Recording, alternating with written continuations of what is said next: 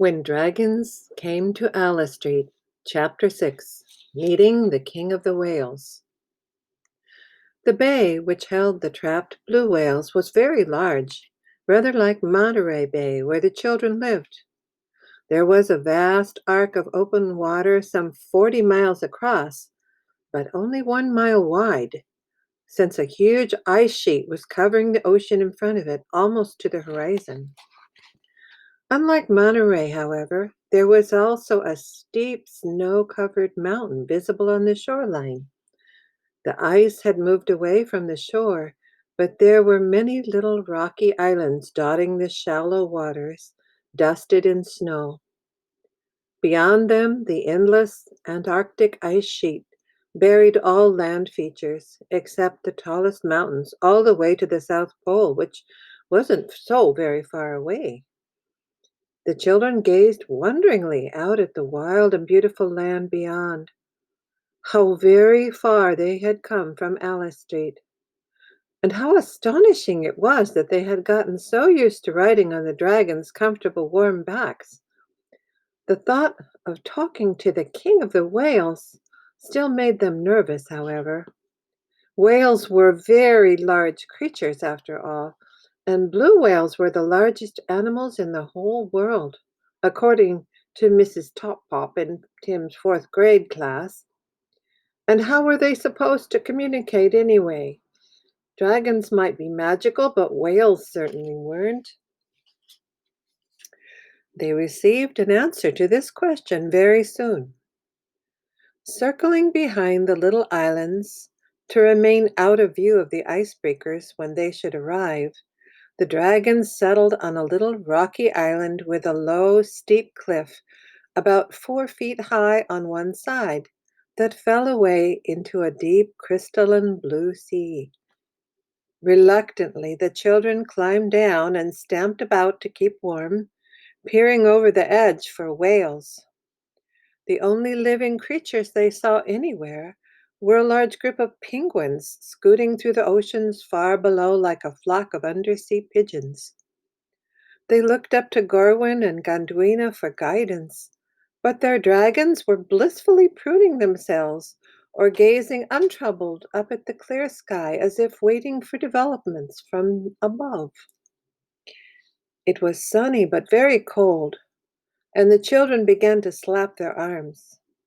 They had left Alice Street, after all, on a relatively warm late spring evening with only sweaters and sweatshirts.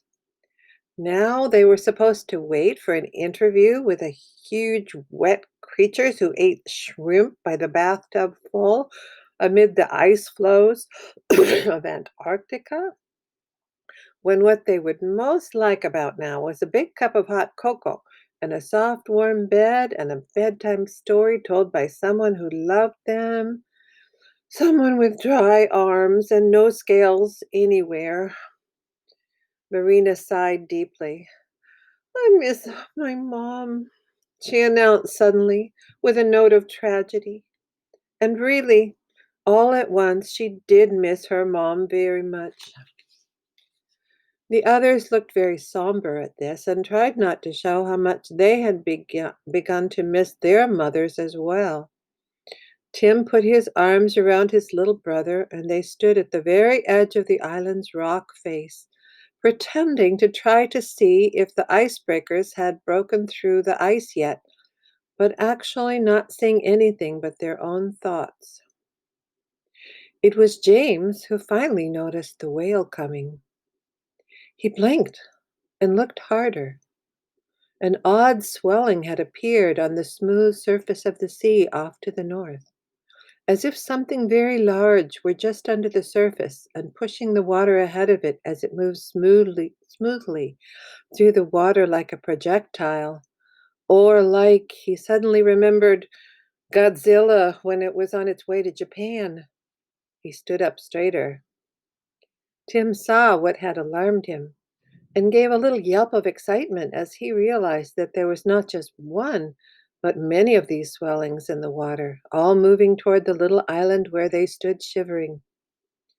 A stretch of sleek blue-gray back broke the surface and then submerged again. leaving a purr of foam curling behind. Then another.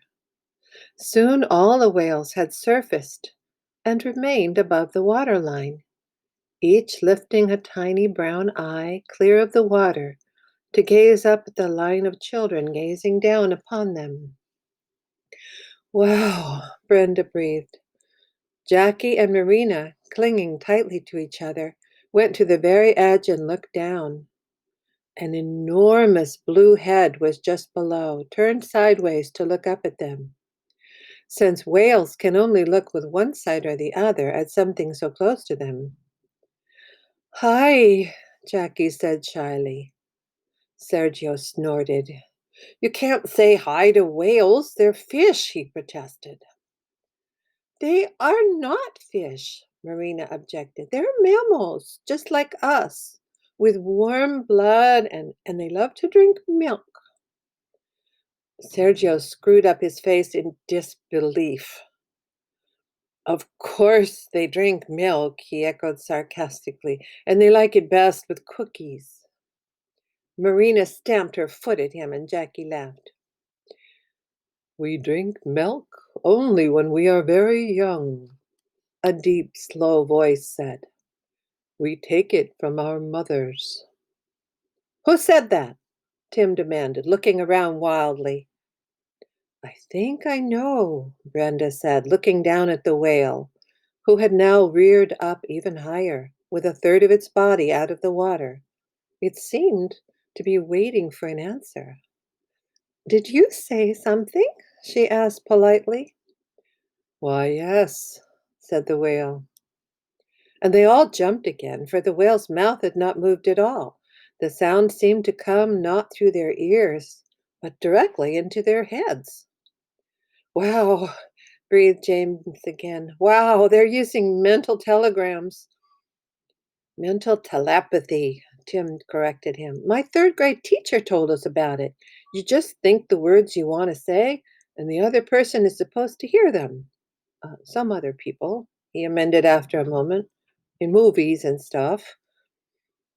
They were all looking down at the whale now, and they all asked the same question without talking. Yes, I am the king of the whales, the whale answered again, without words. But you can call me Horace. And he seemed to beam up at them. The whales, of course, do not smile exactly. He looked very nice, though, somehow. His blue-gray skin curved back in a long, graceful arc, some 90 feet long, bigger by far than any of the other whales. His great flukes, gently pulling the water at his sides to hold him in position, were longer than a grown-up person. Other whales had begun to surface nearby, all eyeing this amazing sight of their king talking with human children. It was very nice of you to come so far to help us, Horace said gravely. Very nice indeed. And there is only one more small thing we would ask of you. Uh-oh, said Tim. What? Urged Marina. The suspense was killing her. All this talk, talk, talk.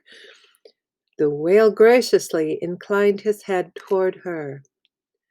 The whale ships are right now carving a passage for our escape. But they will kill us, you see, if we try to go out through it. For to go through the narrow passage, we must allow ourselves to be seen and go very near them. Indeed, they have very loud sonar machines which will soon detect where we are anywhere in the bay, even if we try to hide from them. Now, this was an upsetting, but not entirely unexpected piece of news. Tim nodded gravely. He was very intelligent, and it had seemed obvious to him, though he was too polite to mention it at the time, that when the dragons got the two whale hunter captains headed in this direction, there was surely going to be some big trouble when they got where the whales were. How could telling the whale's worst enemies where they were help them in the end, if they just ended up being shot with harpoons? He remembered the sight of the sharp spikes of metal attached to the rope lines on the whale ship and shuddered. But how can we help you? He thought out to the great whale. We're just a bunch of little kids, and we can't actually even swim very well. He looked over at Sergio, who did swim pretty well. But of course, Sergio didn't read human minds and he didn't respond. Ah, yes, said Horace. I had thought of that. What I have in mind will keep you warm and more or less dry, but you must trust us and do exactly as I say when I say it, or you could get very wet indeed. The children exchanged worried glances. What I want you to do, the Whale King went on, is to line up now with your toes exactly at the edge of the small cliff just here. And when I tell you, you are to jump. You must not hesitate, and you must have no fear. Our backs are soft and wide, and you will not fall off if you jump in the middle. Doing this is very important, he added after a moment, when their stunned silence was the only answer he had received. If I am killed now, before my daughter is grown and ready to take over as our queen, all the whales in the seven seas will become lost and depressed. They will not survive the many dangers of this new world of men if their hearts are not strong. And when I tell them that it was the children of men that helped us, it will make them doubly strong and full of hope for the future. The children sighed and nodded gravely at this. One by one, they gathered courage and took their places along the edge of the cliff and looked down at the swirling, icy blue water below. Very gradually, a large blue shape rose directly up from below. Its back broke the surface, and there was a great whoosh of warm breath and spray as it cleared its blowhole of seawater and breathed out. First person jump, Horace ordered, looking straight right at Tim and James. Tim and James looked at each other in shock, and then before Tim could stop him, James jumped. He jumped right off the rock they were standing on, some 4 feet straight down, and landed on the whale's broad back. He stood for a moment, arms out, balanced precariously. I did it, he crowed. Now sit, Horace ordered. Sit by the blowhole and take the edge of it firmly in both hands. The warm breath coming out will keep you warm, and the whale will not go below the sea again while you ride. James did as the king whale ordered, and it happened just as he had said. With just the faintest twitch of mighty muscles, the whale supporting him began to slide away from the little island, and he stayed warm and dry on its back. This is so cool, he yelled back. Come on. Tim looked around to see if the dragons had seen this remarkable development, and was astonished to discover that they had disappeared. Jump, second boy, Horace commanded. Tim stared wide-eyed down at a second whale that had just risen. His heart was hammering in his chest, but he took a deep breath and took the leap as he was ordered. He dropped to his knees immediately and very quickly found that the edge of the blowhole made a very good handhold, and the warm air coming out of it was a wonderful relief from the bitter cold of the air around them, like sitting next to a small fire. He grinned in awe as he felt the immense strength of the creature below him when it began to move. "It's okay," he yelled back at the others. And so, one by one, all the children leaped off the ledge and onto the whales' backs. Brenda ordered Jackie to wait and go with her to ride double, but Jackie shook her head vigorously and jumped onto her own whale, clinging tightly. She looked back up laughing and went off like a mermaid, her long dark hair flying behind her in the sea wind. Finally, there was only Marina and Sergio. "You go first," he offered. "No, you," she insisted. A powerful young whale surfaced, full of energy and pushing white foam aside. It tilted its head at Sergio. "Jump," the king ordered, and Sergio jumped. And finally, there was only little Marina, standing by herself at the cliff's edge. She could see the other children speckled about all over the surface of the sea, getting used to the strange and wonderful sensation of riding on a whale's back. "You, young lady, will ride on my back," said the great whale, and he slid his great bulk right up against the cliff so she could step off on safely without even jumping. "But you must be extra brave," he informed her.